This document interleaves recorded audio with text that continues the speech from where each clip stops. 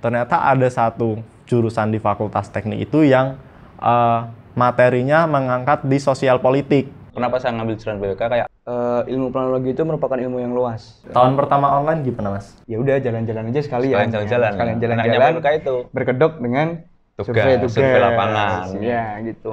Angkatan 17 studi pertama itu Kendal. Kalau dari 18 itu kita studi pertama di Kabupaten Magelang. Satu kelas. Pasti banyak teman-teman yang titip absen. Mungkin kita bisa datangkan narasumber yang bisa menjelaskan tentang itu apa. Sebelumnya Undi sama Unisula buat mengenai kuliah online. Abis ini Impi. Oke. Nanti ya Impi ya bisa ya dijelasin.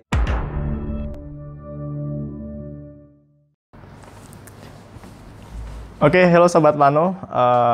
Terima kasih sebelumnya, selamat datang di podcast Planologi USM. Sebelumnya saya juga mengucapkan terima kasih banyak atas teman-teman dan semua pihak yang terlibat dan support atas dukungannya. Hari ini akhirnya kita bisa perdana podcast Planologi USM dengan tema pengenalan Planologi USM. Sebelumnya saya perkenalkan dulu bersama dua narasumber saya, ada Mas Ricky Bagus dari Angkatan 17 USM, dan Mas Leno Alana dari Angkatan 18 USM. Saya sendiri, Yahya Kurnia Saputra, di sini dari Planologi USM Angkatan 19. Planologi USM. Sebelumnya, saya sering sekali di dalam kehidupan masyarakat ditanya, Mas, kuliah ya Mas? Iya, kuliah apa itu Mas sekarang? Kuliah di PWK, Planologi. Terus, apa sih itu Mas Planologi? Terkadang planologi itu juga masih cukup asing di masyarakat kan. Nah, apalagi kita di USM juga kan dari mulai terbukanya 2017. Nah, mungkin dari Mas Leno sama Mas Ricky bisa menjelaskan planologi USM itu kayak gimana sih Mas? Kalau dari pengetahuan saya ya, ilmu planologi itu kayak ilmunya itu sangat luas. Karena kita juga mempelajari hukum, mempelajari desain, mempelajari struktur, perhitungan, itu masuk semua. Karena kita dalam perencanaan misalkan suatu bangunan atau suatu gedung, kita pasti akan mencari perizinan lah. Kan kita diperbolehkan atau enggak mendirikan bangunan di situ. Terus misal kayak desainnya kita bisa lebih mirip ke arsitek lah, tapi kita belum menjorok ke arsitek. Mungkin kayak kalau di PWK USM sendiri saya belum terlalu gitu paham entah itu ilmu planologinya itu mau dikembangin ke arah mana. Tapi yang sering dosen bilang kan kita akan dikembangin ke arah infrastruktur. Iya. Oke. Nah, dari saya sendiri kayak kurang gitu paham sih. Masih ilmunya karena saya tertarik di PWK itu bukan dari passion saya sendiri. Karena saya melihat kayak ketertarikan karena di Indonesia karena masih negara berkembang. Kenapa saya ngambil jurusan PWK kayak di negara berkembang, seorang perencana pasti sangat dibutuhkan. Oh iya. Nah, saya tariknya di situ. Tapi kayak setelah masuk ke materi, emang bukan passion saya. Bukan passion, benar. Tapi di dalam ilmu PWK itu, saya bisa dapat passionnya di grafis. Misal kayak di peta. Oh iya. Desain. Iya. Desain kayak peta, terus SketchUp. Itu saya lebih fokus ke sana. Bukan ke materinya. Materi mungkin bisa ngikutin lah. Itu sih pengetahuan dari saya. Kalau dari Mas Leno gimana? Kalau dari saya sendiri mungkin mengenai planologi atau PWK yang tadi ditanyakan.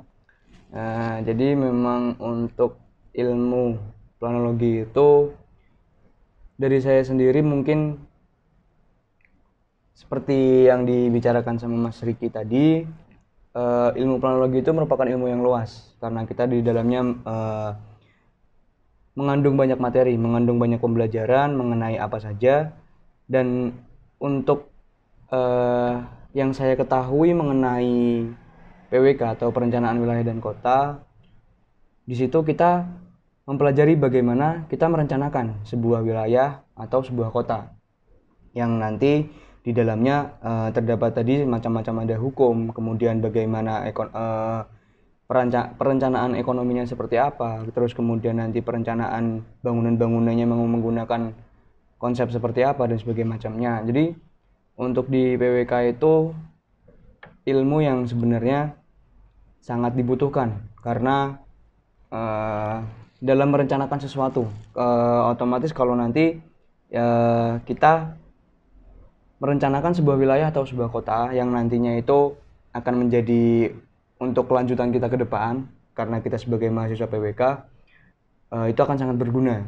Tapi juga di dalam situ kita memerlukan ilmu-ilmu yang lain. Kalau menurut saya seperti itu sih. Nah, kalau dari Mas Riki tadi kan kayak terangkat juga tuh alasannya masuk ke PWK USM itu karena di Indonesia tadi kan masih negara berkembang, mungkin membutuhkan nanti perencanaan planner yang handal gitu kan. Nah, kalau dari Mas Lino ada nggak sih alasan kenapa sih kok masuk ke planologi USM itu, PWK USM itu kenapa gitu?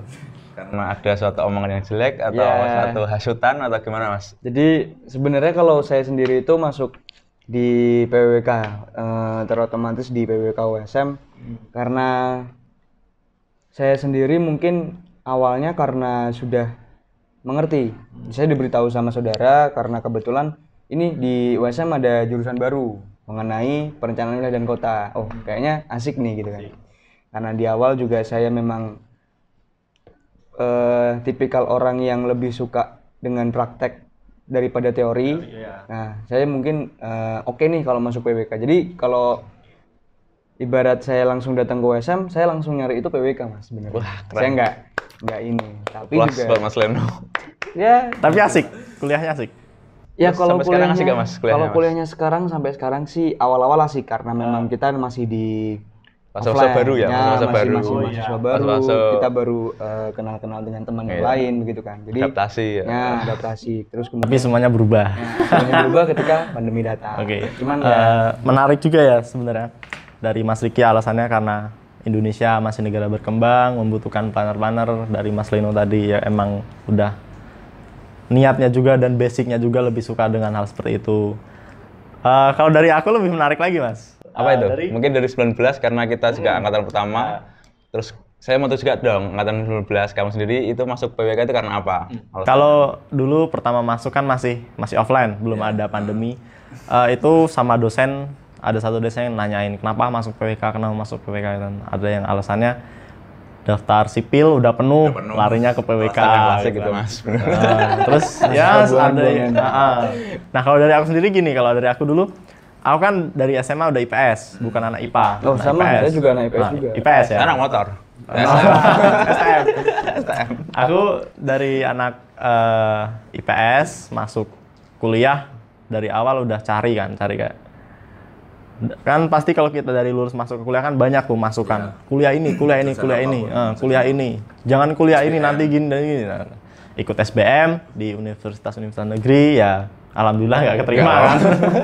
Alhamdulillah ya. Alhamdulillah banget ya. Berhenti setahun mau ikut SBM lagi, cuman udahlah nggak usah soalnya nggak ada persiapan juga, langsung aja cari di swasta. Terus cari, kebetulan ada masukan yang mendukung itu katanya kalau kuliah teknik aja, cari fakultas teknik, di mana teknik itu lapangan kerjanya lebih luas. Nah ya namanya masih awam kan, ya udah kuliah untuk lapangan kerja gitu kan, ya udah ikutin cari teknik. Terus cari teknik karena basicnya anak IPS, kalau masuk ke sipil sama elektro kan kayak fisikanya di mana gitu kan, saya nggak punya fisika. Akhirnya cari-cari tahu ternyata ada satu jurusan di fakultas teknik itu yang materinya mengangkat di sosial politik dan ternyata itu ada di PWK. Ya udah akhirnya ambil PWK dan benar ternyata semester pertama materi-materi beberapa mata kuliah itu materinya dari SMA ada gitu kan. Akhirnya ya udah. Ya seperti itu kalau dari aku alasannya Ana. Ya mungkin buat tambahan aja sih kalau misal tadi mengenai masuk PWK gimana itu kan hanya untuk tambahan mungkin sama seperti Mas Yahya mungkin ya. Jadi kayak kenapa masuk PWK? Padahal untuk awalnya itu kan searching dulu mengenai apa saja sih yang dipelajari di ilmu-ilmu PWK gitu kan. Karena melihat sipil kemudian elektro itu yang fokusnya lebih ke fisika, kimia dan sebagainya macamnya. Terus banyak materi yang hitung-hitungan dan sebagainya macamnya. Saya sebenarnya ngindarin itu. Oh, gitu. Sama. Saya menghindari. Saya paling nggak suka sama yang namanya hitung-hitungan. Tapi awalnya mikirnya seperti itu, cuman ketika sudah masuk di semester pertama ketemunya sama matematika dan statistika. Ternyata juga ada ilmu Tapi hitung-hitungan. Nah, ternyata juga ada ilmu hitung-hitungan juga. Sosial ternyata. pendudukan. Nah, Mas Rino anak IPS kan, ada waktu SMA ada kuliah yang namanya ekonomi kan. nah, Nah itu yang paling saya nggak suka, kenapa Mas? Ekonomi ngitungin uang sampai miliaran, tapi nggak tahu Nggak ada uang itu uangnya. punya siapa. Nah itu saya paling nggak suka. Kita Uangnya nggak pusing, lihat. hitung nol sampai panjang, tapi kita nggak tahu uang siapa itu. Nah itu saya nggak suka itu. Betul, betul. Nah, itulah suatu pelajaran. Sekarang di USM sendiri kita kuliahnya kan udah beda ya, udah nggak kayak dulu. Karena semenjak 2000 pandemi itu 2000 berapa? 2020 awal. Oh iya 2020 awal ya, Maret ya, Iya, Maret ya, Maret 2020. Waktu kita mau pertama masuk kuliah. Oh iya itu kita masuk semester, saya semester 3, Pertama mau masuk semester kan, 5, terus semester 7. Nah baru terus masuk subuh cuma seminggu ya. Terus seminggu terus pandemi.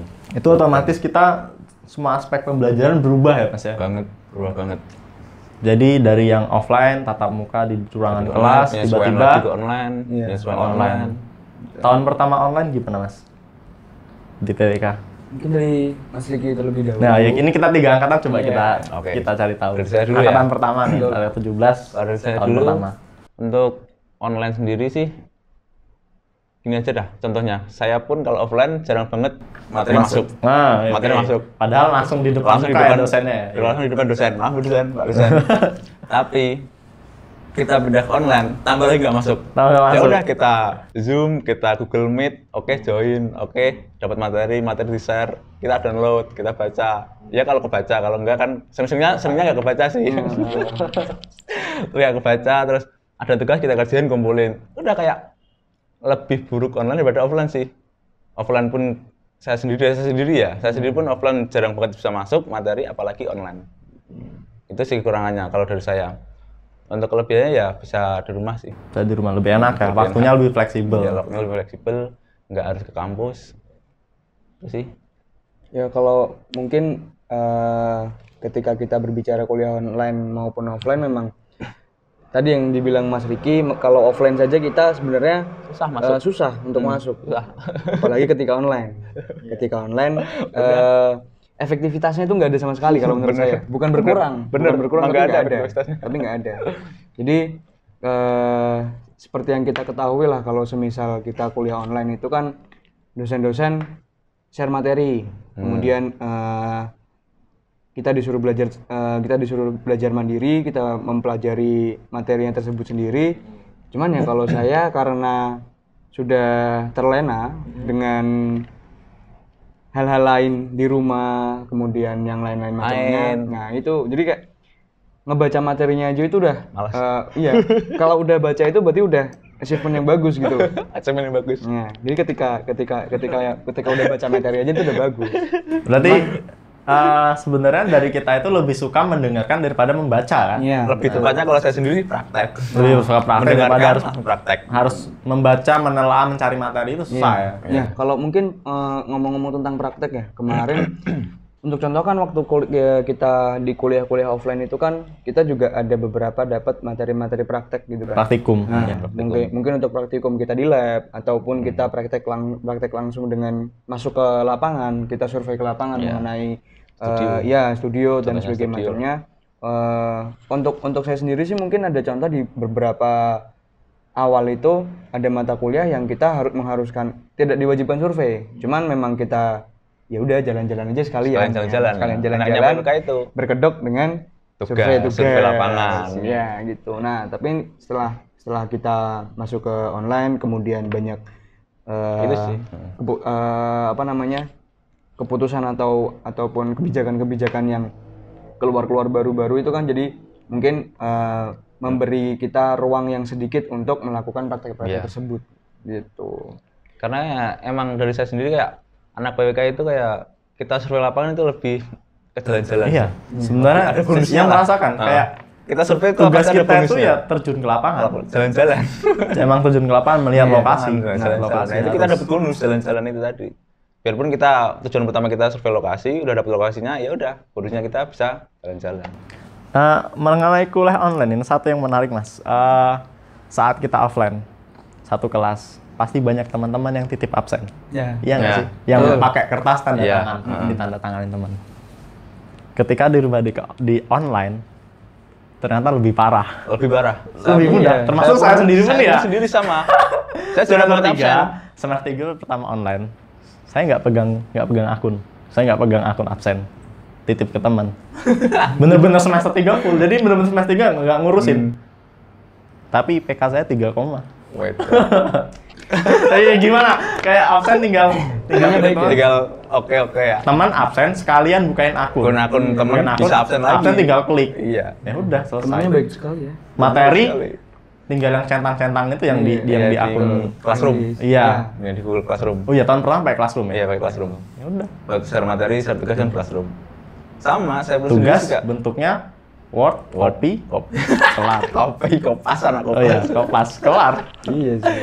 Online. Cuman hal yang buruk ya. Iya, emang kayak kita pun di absen offline, kita sering tiap absen. Biarpun kita masuk terus absen, bisa absen lah. Kalau kita di online, itu kan kadang nggak terjadwal. Misal nih, kita tahu jam segini mata kuliah apa. Tapi kan kadang kalau nggak kita alarm, kita kan bisa kelewat absen. Kadang pun dosen cuma buka absen cuma 15 menit, 30 menit.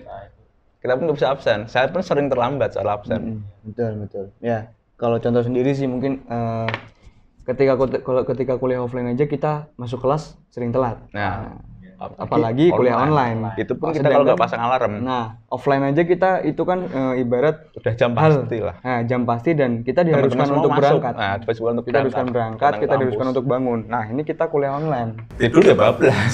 Dan satu lagi, ketika online itu pakainya server kan dari kampus pakai betul, server. betul, Nah betul. terkadang ketika khususnya pagi jam 8 itu kan bener-bener dari semua jurusan membuka absen, nah itu susah. Servernya Jadi drop ya. bener-bener buat absen Penuh. kita nggak bisa akses gitu kan. Kadang pun dulu kan disuruh install segala aplikasinya juga bisa Iya, kan. Itu kan sering mental. sampai iya keluar Mental, masuk, keluar keluar terus. masuk, keluar masuk, Baru masuk, sampai keluar langsung. kadang sejam baru bisa absen. Nah, Itu pun jadinya telat absennya, Telat, iya nggak? iya. Nah itu kadang masih kurang efektif. Kurang Tapi efektif sih. semester 3, waktu itu saya semester 3 2019 akhir masuk semester 4, semester 6, ya, semester 8. Nah, di situ udah mulai sistemnya mulai dirubah. Kuliah kita di online-nya udah mulai Ya, berubah. mungkin juga dengan adanya pandemi gitu-gitu kan juga dari pihak-pihak yayasan maupun fakultas yang mereka memang nggak sedikit ngatur mahasiswa gitu loh. Jadi mungkin mereka pertama di awal pandemi juga ada kurang persiapan mungkin ya. Kewalahan gitu. Dan kita juga sebagai mahasiswa juga mau gimana lagi gitu loh. Kalau kita udah telat absen, ya mau gimana lagi Pak? Nah beruntungnya karena memang banyak dosen-dosen juga yang baik gitu kan. Iya. Ya, agak gila dikit ya. Gitu kan. Jadi Nilainya bisa bagus. Iya, jadi nilainya tetap kita diberikan nilai yang bagus karena itu mungkin sebagai pacuan juga untuk kita. Ketika kita dengan yang kayak gini, tapi ada juga yang malah memanfaatkan hal seperti itu dengan ya udah, jadi kuliah cuma kayak gini, kuliah terus gitu sih. Mungkin gimana kalau dari Mas Yahya sendiri gitu pengalaman kuliah Kuliah online gimana? Aku merasakan offline cuman 1 semester. Iya. 1 semester. Bener sih, kamu masuk online kan semester 2. Iya. Oh iya semester 2 ya, Kamu semester 2. Semester 2, aku semester 6. 3. Aku soalnya studio terakhir itu di pas awal pandemi. Kalau aku dari online sendiri tahun pertama online itu kan semester 2. Semester online semester 2. Semester 2 online itu aku masih nah iya bukan cuma semester 3 ya, tapi semester 2 ya. Bener-bener aku lepas. Absen aku titip temen, materi ya nggak tahu, tugas ikut-ikut aja. Karena ya gimana ya keadaannya juga waktu itu kan. Nah, terus semester 4 mulai berubah, mulai diperbaiki. Dan semester 3 dulu, semester 3 mulai diperbaiki dan tugas-tugas pun udah benar-benar mikir gitu kan, udah dipikirin. Terus meskipun absen juga kadang masih tetap dipegang teman, soalnya suka bangun yang telat. Susah ini. Terus di semester 4, nah ini semester 4 menarik karena kita di semester 4 ada studio kan, studio pertama kita, studio proses perencanaan. Kebetulan jadi ketuanya juga. Nah, di sini. Boleh cerita pengalaman ketua dong. Nah ini aku mau tahu nih mengenai kayaknya sesuatu yang menarik, mata kuliah yang paling menarik di PWK itu kan ada yang namanya studio. Dari Mas Riki pasti udah merasakan studio. Ya. 3 studio udah. Studio proses perencanaan, studio perencanaan sama studio perancangan. 3 Dari Mas Lino udah merasakan berapa studio? 3 juga. 3 juga sudah. Dan aku baru 1 studio proses perencanaan, ini menuju studio 2 perencanaan. Ini studio offline semua ya? studio 3 aku studio offline ke semua? terakhir studio Terakhir. perencanaan Perencanaan masuk pandemi online. pertama kali online. Kalau di angkatan 18 mungkin karena kena di semester 4. Itu kita di awal juga. Kita awal pandemi itu kan semester 4 gitu. awal pandemi. Oh iya. Awal pandemi semester 4 juga. Jadi kebetulan Pas juga studio pertama. kenanya juga kita online semua. Online semua. Nah, Gitu sih. nah, dari aku, dia itu di semester 4 ada studio proses perencanaan.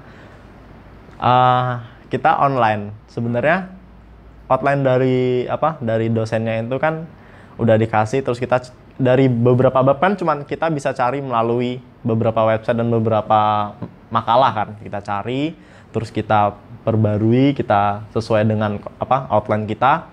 Terus untuk beberapa bab itu yang mengenai profil wilayahnya, yang masuk ke profil wilayah itu kan kita harus menggambarkan wilayah itu dalam satu laporan gitu kan, otomatis dari berbagai aspek. Nah itu dari dosennya sendiri menyarankan tidak perlu ke lapangan, tidak masalah kalau kalian punya datanya. Tapi pada kenyataan pun nggak bisa, kita harus tetap terjun ke lapangan. Akhirnya ya udah, kita minta surat, terus masuk ke surat, minta ke Kesbangpol, udah dapet izin, terus kita terjun ke lapangan. Ya akhirnya di lapangan pun kita kan terbagi beberapa kecamatan. Dan ya kayak gitu kondisi pandemi ya, namanya di masyarakat kita terjun, ya mungkin ada yang masyarakat yang it's okay aja, ada yang mungkin khawatir dengan kehadiran kita yang mencari data gitu kan. Ya kalau mungkin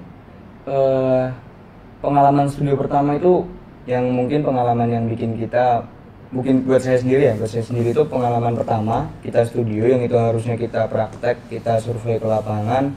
Tapi di situ kita dipaksa dengan keadaan untuk yaudah kita hanya survei melewati web, kita hanya survei cari itu semua, jadi full untuk yang studio pertama itu kita semua dari beberapa kelompok angkatan 18 itu karena di angkatan 18 kan juga kita ada gabungannya antara yang kelas pagi dengan yang kelas sore gitu kan.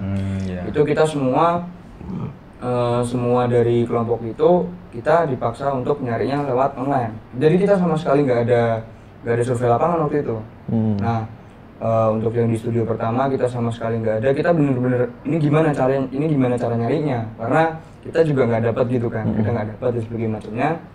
Terus kemudian untuk akhirnya ya karena memang keadaannya seperti itu, kita koordinasi dengan dosen, Pak kira-kira ini gimana, karena memang ada beberapa data yang kita nggak bisa masukkan dan kita nggak bisa juga untuk survei lapangan kan, seperti itu. Terus kemudian oke, untuk yang studio ini mungkin cukup dulu, kalian yang temuin aja yang ada di situ, yang ada di internet lah, yang ada di internet kita cari, kita dapatnya apa, seperti apa dan sebagainya macamnya. Baru setelah itu kita masuk ke studio 2. Nah studio 2 itu yang mungkin kita pertama kali offline. Gitu. Kita pertama kali offline. Dapat izin ya? Dapat izin untuk offline. Lapangan selama 1 minggu. Ya, di lapangan 1 minggu itu sih. Kalau gitu-gitu. Kalau dari 17 mungkin untuk studio pertama, studio kedua kita ke lapangan. Terus untuk studio ketiga kita karena satu pandemi, kedua karena kita perancangan dan pandemi. Terus pertama kita dapat kawasan, udah dibagilah tiap kelompok kawasan kecamatan mana, karena ada beberapa kendala. Akhirnya kita dirubah di Kota Semarang untuk perancangan. Kita pakainya koridor jalan. Oh iya. Kita studio perancangan kita pakainya studio koridor jalan. Gitu. Itu sih. Untuk yang offline kita tetap per wilayah, per kecamatan. Studio proses perencanaan kan kemarin aku juga terjun tuh akhirnya, meskipun keadaan pandemi sarannya nggak perlu terjun ke lapangan, tapi kita tetap terjun. Itu kan dibagi per kecamatan. Sebenarnya dari saya sendiri pun sebagai ketua di sana tuh kayak kan belum tahu studio kayak gimana gitu kan, jadi sekedar cuman ada outline materi dari dosen gitu ya. Dibaca gini, terus cari data, ujung-ujungnya data banyak tuh dapat banyak data, bawa pulang, kita nyusun laporan. Ternyata hampir 50% nggak kepake. 50% data yang dicari. Nggak kepake. Jadi kayak oh, ngapain ngambil data ini, ngapain ya ini kan, kayak malah ada yang dapat dari internet, jadi kayak waduh, kayak ngapain kemarin nyari-nyari kayak gini, ternyata ini nggak kepakai. Jadi kayak penyusunan dari mungkin dari kitanya juga ya, penyusunan Mungkin time schedule sih. time schedule sama penyusunan kebutuhan datanya masih salah harus gitu. Kalau dari pengalaman mungkin angkatan 11 ya, kita selama studi ya, itu kita sebelum terjun ke lapangan, kita pasti ada namanya tabel kebutuhan data. Iya. Nah, apapun yang akan kita butuhkan di sana itu udah kita list di tabel kebutuhan data. Setelah itu nanti seorang ketua bikin time schedule untuk hari pertama, hari kedua, dan selanjutnya kita ngapain aja. Misal hari pertama kita nyari data ini kok bisa, terus kita malamnya evaluasi, kita kerjain, dapat kok kurang, besoknya bisa cari lagi. Nah, jadi kita setelah pulang dari lapangan, kita tinggal bikin laporan. Nah, kalau di angkatan itu salahnya yang di tadi, yang sebenarnya kita juga punya schedule, kita punya tabel kebutuhan data, kita sinkronkan, terus kita terjun nih, kita besok cari apa? Ada, besok cari apa? Kesalahannya adalah dari beberapa kelompok hampir semua seperti itu. Jadi ketika dapat data itu malamnya nggak langsung dikerjakan, dikumpulkan dulu sampai udah selesai. Ya mungkin udah banyak kan, udah selesai. Kira-kira cuman udah dapat semua nih kayaknya. Pulang. Ternyata masih ada yang kurang. Ada yang nggak pakai. Itu sih. Nggak ada. Kalau dari pengalaman saya itu, saya hari ini survei. Malamnya langsung dikerjakan. Sore pulang, kita evaluasi bentar, langsung kerjain. Kita evaluasi apa? Kita juga di sana juga udah ngasih job list buat koordinator lapangan. Iya. Nah, itu kita tanyain koordinator lapangan. Apa yang dibutuhkan koordinator lapangan udah dapat semua belum sama anggota yang lain. Kita tanya evaluasi di situ. Kalau udah dapat semua, oke. Kalian per kelurahan kita kerjain bareng kita kerjain, nanti dikompilasi. Misal ada yang kurang, besok cari lagi. Kalau udah clear semua, kita berubah ke planning yang lain. Entah itu nyari data dinas, entah itu nyari data apa, entah itu nyari foto, gitu sih. Lebih terstruktur mungkin. Ya mungkin kalau di studio pertama, saya juga sama. Studio pertama sama. Saya nyampe kos itu masih revisi banyak banget. Masih revisi banget. Tapi studio kedua, karena di studio pertama saya sebagai editor, studio kedua saya sebagai ketua. Di situ saya melakukan evaluasi. Gimana sih biar studio pertama nggak kejadian lagi sama studio kedua di kelompok saya. Yaitu time schedule, struktur saya rubah semua. Oke, studio ada wilayahnya masing-masing. Kalau dari Mas Riki, studio pertama wilayahnya di mana, Mas? Untuk angkatan 17, studio pertama itu Kendal. Kita kan satu angkatan dibagi 3 kelompok. Kendal itu kita 1 Singorojo, 2 Boja, terus Limbangan. Itu kan 1 deret. Kalau Mas Leno dari 18? Kalau dari 18 itu kita studio pertama di Kabupaten Magelang. Kabupaten Magelang. Ya. Dan saya cuma di Kabupaten Semarang. Nggak masalah sebenarnya. Lebih asli lagi studio kedua. Studio kedua angkatan 17 itu di Temanggung. Wow. Jadi bener-bener tugas jalan-jalan. Iya, bener. Real ya. Jadi sebelum kita ke lapangan selama 1 minggu itu kita kan pasti ada survei pendahuluan dulu. Oh, itu yang benar-benar survei pendahuluan, entah itu kita cari penginapan, entah itu kita cari data terlebih dahulu. Jadi kalau survei pendahuluan. Mungkin buat teman-teman yang suka jalan-jalan juga lebih ke pengen nyari gimana sih gitu kan. Kalau buat saya sendiri sih mungkin ketika masuk apa yang saya rasakan ketika saya masuk di PWK, apalagi khususnya untuk PWK USM sendiri ya, mungkin ketika masuk di PWK saya belajar tentang ini dan sebagainya macamnya.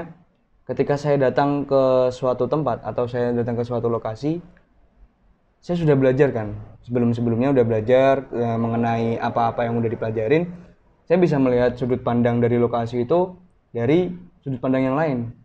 Kalau terkhususnya mungkin sudut pandang planologi. Iya, benar. Nggak cuma lihat lokasinya, lokasinya wisata atau batas apa ya. Kalau mungkin kan orang lihat kita masuk ke lokasi gitu yang desa wisata, kita upload gini. Nah, kita sudah punya sudut pandang lain. Nah, sudut pandang lain ada nggak sih pengelolaan yang kurang? Pengembangannya gimana? Pengelolaannya bagaimana untuk nanti pengembangannya nanti ke depan itu seperti apa? Kayak gitu. Mungkin itu tadi untuk di PWK itu kita mempelajari seperti apa ya? Mungkin yang dari tadi kita bahas tentang mengenai itu studio dan kayak macamnya. Ilmu nggak bisa dibilang kita nggak pelajari tapi kita kayak dapat sendiri itu. Betul. Nah, kita tahu kita bisa analisis. Oh, pengelolaannya ada nggak sih pengelolaannya? Ada nggak sih pengembangannya? Itu kan secara sudut pandang planologi. Kalau soal sudut pandang wisatawan kan cuman misalnya di situ bagus-bagus foto, upload, oke gitu kan. Besok datang lagi, orang banyak rame, rusak. itu kan secara tidak langsung kan kita udah punya sudut pandang lain Iya, ke tempat. orang datang lagi banyak, itu rusak lagi. Itu Terus sih jadi mungkin selama kita di PWK USM ya seperti itulah akhirnya dipatahkan dengan adanya pandemi. Nah, pandemi emang semuanya setelah ada pandemi. untuk ngomong-ngomong pandemi sendiri, ketika memang kita masuk untuk kita mempelajari di hal-hal yang tentang mengenai kepwk-an gitu ya, kepwk-an, kita menyadari ketika kita pembelajaran tentang perkuliahan itu kita sangat kurang gitu. Nah, cuman mungkin karena kalau saya sendiri kalau saya jujur itu ketika saya duduk di kursi perkuliahan, dalam arti kita belajar materi, belajar teori dan sebagainya macamnya, saya agak kurang masuk. Tapi ketika setelah itu saya cari cara, gimana sih caranya untuk saya mendapatkan ibarat pengetahuan lain. Nah, kemudian itu karena untuk di Semarang sendiri itu sebenarnya PWK itu ada 3 kampus. Nah, ada 3 kampus ya. Ada di Undip, Unisula, kemudian USM. Nah, USM itu termasuk yang paling baru. Ya, yang paling lama itu. Ya, yang paling muda itu USM. Nah, Saudara muda lah. tuh kayak gitu. Nah, kalau itu sih lebih ke masuknya nanti ke bagian eksternal ya. Jadi kita gimana caranya kita bisa kenal koneksi dengan teman-teman di luar PWK. USM. PWK, Mungkin ini juga ya, kayaknya kita perlu tahu nih kuliah kayak gimana sih kuliah online mereka di Unisula sama di Undip itu kayaknya perlu tahu juga gitu kan. Nanti kita Karena boleh lah datang kalau kayak kita udah tahu Iya. nih, kita udah tahu kayak di USM punya kita kuliah online-nya kayak gimana, kayak gini loh. Nah, Nanti mungkin boleh lah sampai narasumber dari Unisula atau dari Undip, kita, boleh lah. boleh nanti lah kita ajak ngobrol. Iya. Next lah. Nah, kalau untuk tadi kan di Semarang ada Unisula, ada Undip, ada USM. Kita kan sama-sama planologi. Nah, kita itu bisa nggak sih koneksi buat kita tuh bisa saling nimbrung, kita saling ngobrol di sana, forum komunikasinya gitu. Sebenarnya untuk kalau forum komunikasi sendiri di PWK ya, di PWK Iya. sendiri itu kan kita ada organisasinya. Nah, di organisasi itu organisasi yang eksternal yang kita di situ menjadikan ibarat itu jadi wadah berkumpulnya mahasiswa planologi di seluruh Indonesia, terkhususnya di Jawa Tengah. Nah, terkhusus spesifiknya lagi kita di Semarang untuk menjadikan satu antara teman-teman Unisula maupun teman-teman Undip dan PWK USM gitu sih. Nah, gitu. Nah, itu ada salah satu organisasi mungkin yaitu IMPI. Ya, untuk jelasnya nanti IMPI apa, mungkin kita bisa datangkan narasumber yang bisa menjelaskan tentang IMPI itu apa. Anda banyak Sebelumnya sekali mengundang narasumber ya. Undip sama Unisula. Nanti mungkin mengenai kuliah IMPI lah. online. Abis ini IMPI. Bisa lah IMPI nanti ya IMPI ya. Bisa ya dijelasin IMPI itu apa biar anak-anak PWK tahu. Tapi dari USM ada kan yang ikut IMPI? Ada nanti saya carikan narasumbernya lah yang tahu tentang tahu banyak lah tentang IMPI itu Enggak, apa. kabar-kabarnya ini Mas Leno juga ada anak IMPI gitu kan, ikut Iya. IMPI gitu kan. Siapa Mas Leno ya? Gimana Mas? IMPI itu gimana Mas? Kalau IMPI itu mungkin karena kenapa saya bisa masuk IMPI ya karena ada organisasi Internal Nah, dulu. internal Berarti dulu. langkahnya internal dulu. Iya. Kan? Berarti kita Oh. nanti ke penjelasan soal IMPI nanti kita cari narasumber lagi. Oke. gitu. Jadi Sekarang- kalau untuk IMPI sendiri itu kan awalnya kenapa sebelum masuk IMPI itu kita harus ikut bukan harus ikut sih lebih tepatnya kita harus Belajar belajar terlebih dahulu. di internal dulu. Oh, iya. Nah, gitu. Jadi kan Kita ada juga ada organisasi internal yaitu MJ PWK. HMJ PWK, HMJ PWK USM, Himpunan Mahasiswa Jurusan Perencanaan wilayah dan kota. MJPWK sebenarnya kalau MJPWK sendiri tuh gimana sih Mas untuk prosesnya begitu? Nah iya, kebetulan ada Mas Riki yang angkatan pertama Nah, yang iya, betul. yang membentuk Bukan saya sebenarnya yang organisasi. bentuk, yang Iya. bentuk mungkin Pak Kajur Mbak. Oh iya. Tapi kan tetap melibatkan Iya, mahasiswanya pasti. gitu kan. Mungkin untuk terbentuknya organisasi HMJPWK sendiri itu untuk pertama kali kita kan pakem ya. Iya. Pertama kali pakem, jurusan baru pakem, terus ketemu dosen-dosen, ternyata ada yang bakal jadi kajur kita yaitu Pak Bambang pas ke situ di ruang kelas. Secara tidak langsung setelah nunjuk komting angkatan itu kan kita belum ada himpunan. Iya. Dan secara langsung di situ kajurnya bilang kita harus Komtingnya? buat himpunan. Oh, harus buat Nah, himpunan. buat himpunan. Nah, itu di sana ketua pun siapa yang mau jadi ketua. Mm. Oh berarti Pas pertama kali itu langsung tunjuk. pilihnya- Iya, pilihnya di ruangan ditunjuk. situ. Di ruangan situ ditunjuk. Siapa yang harus ketua? Itu yang jadi ketua pertama kali tunjuk itu yang mau Faisal. Terus Faisal. untuk keanggotanya sendiri kan yang nunjuk Pak Bambang sendiri. Tunjuk Oh, semua. Ditunjuk semua. Nah, setelah kejadian itu, saya sendiri sebenarnya untuk penunjukan itu nggak masuk. Nggak masuk. Saya nggak masuk ke pengurus itu. Mm-mm. Sebenarnya nggak masuk. Nah, ternyata saya kok agak gimana ya? Agak gimana setelah ada penunjukan itu nggak ada aktivitas sama sekali. Selama? Selama berapa bulan gitulah Oke. setelah dibentuk itu. Nah, kita dari orang-orang yang mungkin dari teman-teman yang bisa dibilang Di luar. aware lah terhadap apa yang sudah dibentuk. Mereka ngajak komunikasi. Gimana nih kalau setelah dibentuk kayak gini? Di situ kita ngadain reor. Yang awalnya saya nggak masuk, Ikut saya masuk. masuk ke situ. Mm. Nah, itu setelah reor itu memang reor kita internal, reor anak-anak PWK sendiri. Kita tentuin siapa-siapa anggotanya. Setelah itu kita ke join ke fakultas. Nah, Mas Iki waktu itu setelah reor, Setelah reor saya pegang di minat bakat. minat bakat. Saya pegang di minat Selama satu periode. Satu periode. Saya pegang di minat bakat. Nah, itu kan kita ngadain sidang. Setelah ngadain sidang, kita kan udah ada pengurus resmi tuh. Mm-mm. Karena yang di pertama kali ditunjuk kita kan belum ada SK-nya. Iya. Nah, setelah reor, kita ada reor, terus ada sidang. Itu kita udah resmi, udah ada SK, udah ada RT. Kita masih apa ya? Masih untuk proker pas di periode pertama itu proker kita nginduk di BEM. Kita Nginduk di belum ada BEM. proker sendiri, ya. Oh, berarti jadi. Jadi satu sama Jadi BEM. satu Setiap BEM. kali BEM ada proker kita ngikut di situ. Mm. Di itu kita banyak belajar. Nggak cuma banyak belajar juga sih, bisa dibilang banyak teman, banyak belajar. Dan banyak juga yang bisa dibilang hilang. Karena ya itu, Iya. karena dari pertama kali kita bentuk himpunan, bisa dibilang kayak teman-teman tuh lebih suka yang santai. Mm. Lebih suka yang santai. Ya mungkin kalau dari kalian berdua kan tahu, dari teknik sendiri kan segi teknik itu kayak apa sih. Iya. Dari ormanya kayak apa gitu kan. Nah, itu kita ngambilnya kan mereka lebih suka santai, ya udah kita internal kita perbaiki dulu. Setelah induk ke BEM, oke kita masuk periode kedua. Periode kedua. Itu bisa bilang periode kedua. Di situ ada sidang, saya masuk, akhirnya saya menggantikan wakil. Nah, untuk periode kedua kan ini kan sebagai angkatan pertama, Mas. Angkatan pertama otomatis tahun kedua baru ada maba. Iya. Nah, otomatis yang megang himpunan ini masih dari 17, angkatan 17 atau maba yang baru masuk? Nah, Masuk. itu kan angkatan pertama. Iya. Pertama itu kan saya 17 tok. Mm-mm. Angkatan 11 tok yang pegang. Nah, setelah periode kedua itu kita masuk, kita juga reor lagi, Reor lagi. kita keanggotaan lagi dengan tujuan kita ngerekrut maba. Maba, Jadi ngerekrut pengurus. pengurus. Ya, masuk pengurus. Jadi kita periode pertama full kita 17, periode kedua kita 17 dengan 18. Oke. Karena kita udah punya adik tingkat waktu itu.